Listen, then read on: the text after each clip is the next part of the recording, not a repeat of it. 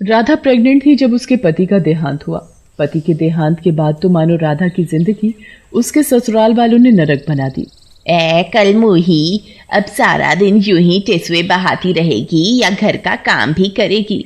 माँ जी, पेट में बहुत दर्द हो रहा है। आपको तो पता ही है, मेरा 9वां महीना चल रहा है। मुझसे उठा तक नहीं जाता। मैं काम कैसे करूं? आए हाय हाय हाय, एक तो मेरे भाई को खा गई और अब महारानी आराम फरमाने के बहाने ढूंढ रही है। चुपचाप खड़ी हो और खाना बना जाके। राधा बेचारी दर्द से बेहाल किसी तरह उठती है। हे भगवान, मुझे हिम्मत दे, इस कठिन समय में सिर्फ तेरा ही आसरा है। राधा नीचे सीढ़ी से रसोई में जा ही रही होती है कि उसका पैर फिसल जाता है और वो सीढ़ियों से गिरते गिरते नीचे फर्श पर पहुंच जाती है। उसके सिर में काफी चोट आ जाती है। अरे माँ, ये कैसी आवाज आई अभी? तुमने सुनी क्या? हाँ, लगा जैसे ही कुछ गिरा। चल बाहर चलकर देखते हैं। माँ बेटी जैसे ही बाहर आते हैं तो राधा को खून से लथपथ देखकर वो दोनों घबरा जाते हैं। अरे माँ, ये क्या हो गया? ये कैसे गिर गई? अरे गिरी कैसे ये छोड़, ये सोच कि इस मुसीबत से छुटकारा कैसे पाए। अगर आस पास पड़ोस से किसी ने भी इसे इस हालत में देखा तो वे लोग हम पर ही शक करेंगे और पुलिस का चक्कर अगर पड़ा तो हमारे लेने के देने पड़ जाएंगे।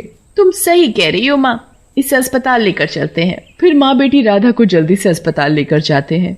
डॉक्टर राधा की हालत देख उसे आईसीयू में भर्ती कर लेते हैं। फिर कुछ देर बाद, माफ कीजिए, हम आपकी बहू को नहीं बचा सके, पर उन्होंने बड़े ही प्यारे बच्चे को जन्म दिया है, कहकर डॉक्टर नर्स को राधा का बच्चा विमला को देने को बोलता है और वहाँ से चला जाता है। अरे माँ, ये तो सोने पर सुहागा हो गया। बिना कुछ करे धरे ही उस चुड़ैल राधा से पीछा छूट गया हमारा। हाँ, मगर अब इसके बच्चे का क्या करे? खुद तो चैन की सांस लेकर मर गई और इसे हमारे मत्थे मर गई। विमला और तिमसी राधा के बच्चे को घर ले तो आते हैं पर बिल्कुल ध्यान नहीं देते। राधा का बेटा भूख से रो रहा होता है। तभी वहाँ राधा की आत्मा आ जाती है। अरे मेरा बेटा कैसे रो रहा है? राधा उसे उठाती है और अपना दूध पिलाने लगती है। ऐसे तो ये लोग मेरे बेटे को भी मार डालेंगे। अब मुझे ही मुन्ना का ध्यान रखना पड़ेगा। फिर अगले दिन, माँ, रात को मेरी नींद पूरी नहीं हुई इस बच्चे की वजह से। रात भर इसके रोने की आवाज मेरे कानों में गूंज रही थी। आखिर है तो उसी चुड़ैल राधा का बेटा ना, सुकून कैसे लेने देगा? ऐसा लगता है जैसे जिंदगी इन सब में ही उलझ गई है। मैं क्या कहती हूँ, आज मैं इस मुसीबत से छुटकारा पाकर ही रहूंगी। वो कैसे? रुको, बताती हूँ। फिर जैसे ही अंधेरा होता है, तिमसी मुन्ना को एक कपड़े में लपेटती है और सड़क पर छोड़ आती है। जब मुन्ना को ठंड लगती है तो मुन्ना जोर जोर से रोने लगता है। सामने से एक गाड़ी आ रही थी, तभी अचानक वहाँ राधा की आत्मा आ जाती है। अरे मेरा मुन्ना! मुन्ना की यह हालत देखकर राधा को गुस्सा आ जाता है और वो चुड़ैल रूप ले लेती है। इन्होंने क्या हालत कर दी है मेरे मुन्ना की। फिर चुड़ैल अपने बेटे को लेकर रात को ऐसे ही भटकती रहती है। इतनी ठंड में मैं मुन्ने को कहाँ लेकर जाऊं, क्या खिलाऊं? फिर उसे एक सार्वजनिक टॉयलेट दिखता है जो कि थोड़ा सा टूटा हुआ था। हाँ, यही सही जगह है जहाँ किसी को शक नहीं होगा कि यहाँ कोई रहता भी है, वरना मेरे मुन्ने के लिए दिक्कत हो जाएगी। फिर चुड़ैल उसी टॉयलेट में अपना और अपने बेटे का गुजर बसर करने लगती है। सब बात अपनी जगह पर ठीक है, पर मैं अपना और मुन्ने का खाना पीना कैसे चलाऊंगी? राशन, दूध, फल, इन सब के लिए मुझे कुछ तो काम करना ही पड़ेगा, पर कैसे? इस रूप में तो काम मिलने से रहा, और अगर मैं किसी को मारकर दूसरों का नुकसान कराकर अपना और अपने बेटे का पेट पालूं तो कितनी सेल्फिश माँ कहलाऊंगी मैं। नहीं, मैं ऐसा नहीं कर सकती। फिर रात भर सोचने के बाद वो एक नतीजे पर आती है। अगले दिन वो एक औरत का रूप धारण करती है। हाँ, अब ठीक है, अब मैं काम करने जा सकती हूँ। फिर वो मुन्ने को अपनी पीठ पर बांधती है और एक घर में जाती है। मेम साहब, मुझे काम की बहुत जरूरत है। क्या काम कर सकती हो तुम? ऊपर से तुम्हारा बच्चा इतना छोटा है, कैसे कर पाओगी तुम? मेम साहब, मुझे काम की बहुत जरूरत है। अगर मैं काम नहीं करूंगी तो मेरा मुन्ना भूखा मर जाएगा। मेरे अलावा उसका कोई नहीं है। मैडम को चुड़ैल की बातें सुनकर तरस आ जाता है। ठीक है, अब रोना बंद करो और ये बताओ कि तुम क्या क्या बना सकती हो। जो आप खाओ मैं सब बना दूंगी। ठीक है, वैसे आज मेरे घर कुछ गेस्ट आ रहे हैं तो उनके लिए कुछ अच्छा सा स्पेशल बना दो। फिर चुड़ैल मुन्ना को वहीं फर्श पर लिटा देती है और खाना बनाना शुरू करती है। मेहमानों के आने पर वो उन्हें खाना खिलाकर बर्तन धोकर जब सारा काम खत्म हो जाता है तो वो भूखी पेट घर जा रही होती है। तभी मैडम उसे रोक लेती है।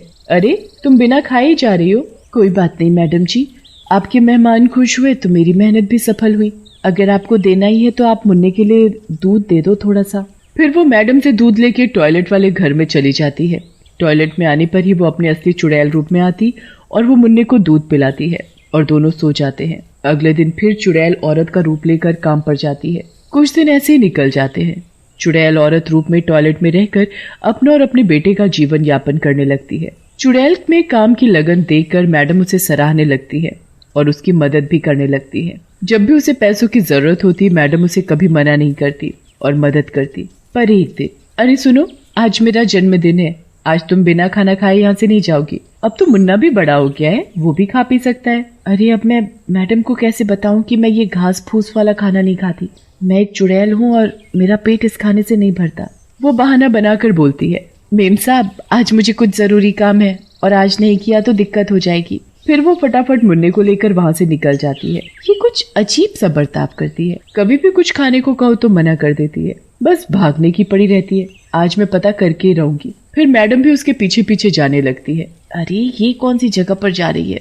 कितनी बदबू आ रही है यहाँ। तभी चुड़ैल मुन्ने के साथ उस टॉयलेट रूम में घुस जाती है। छी, कैसी जगह है ये, और ये यहाँ क्या करने आई है? फिर भी किसी तरह मुंह ढककर मैडम टॉयलेट में घुसती है तो देखकर दंग रह जाती है।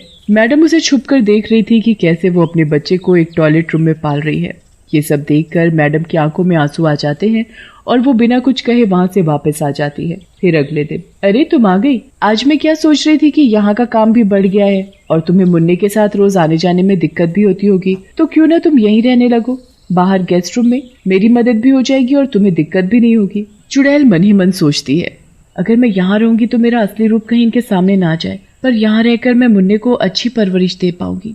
क्या करूँ मैं?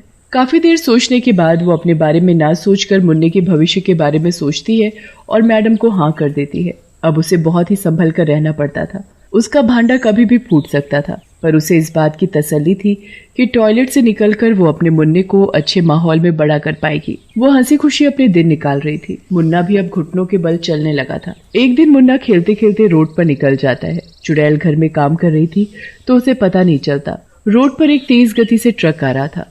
चुड़ैल को ट्रक के हॉर्न की आवाज आती है। मुन्ने को खतरे में देखकर चुड़ैल तुरंत अपने असली रूप में आ जाती है और उड़ती उड़ती जाती है और मुन्ने को बचा लेती है। अरे मेरा मुन्ना, तू ठीक तो है ना? तुझे कहीं चोट तो नहीं आई ना?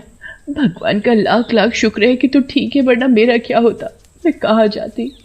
एक तू ही तो है मेरे जीने का सहारा, तेरे अलावा मेरी जिंदगी के मायने ही क्या है। चुड़ैल मुन्ना के प्यार में इतना खो जाती है कि वो भूल ही जाती है कि वो असली रूप में है और उसे कोई भी देख सकता है। तभी मैडम सामने से आ रही होती है और वो उसे देख लेती है। अरे तो मतलब ये एक चुड़ैल है, मैं इसे अपना कर इसकी मदद कर रही हूँ और ये मुझे धोखा दे रही है। गुस्से में मैडम चुड़ैल के सामने खड़ी हो जाती है। वाह, क्या बेवकूफ बनाया तूने मुझे। अब तो मुझे लगता है कि पता नहीं ये बच्चा भी तेरा है कि नहीं। नहीं मैडम, ऐसा नहीं बोलो, ये सब मैं अपने मुन्ने के लिए ही कर रही थी।